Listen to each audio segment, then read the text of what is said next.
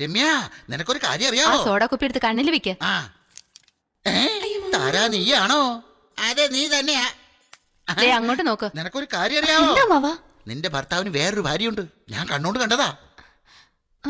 കണ്ണാടി വെച്ചിട്ടാണോ നോക്കിയത്? അതെ, കണ്ണാടി ഉണ്ടായിരുന്നു. അങ്ങനെയെങ്കി എന്റെ ഭർത്താവ് ദൈവത്തെ പോലെയാ. ദൈവമോ?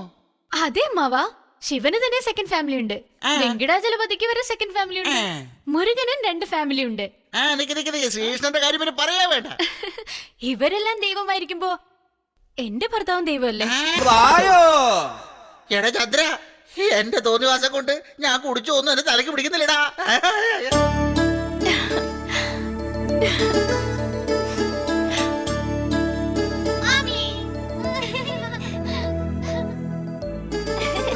മമ്മി,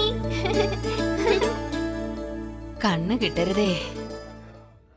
എടാ, വീട്ടില് ചടങ്ങ് നടന്നോണ്ടിരിക്കുക.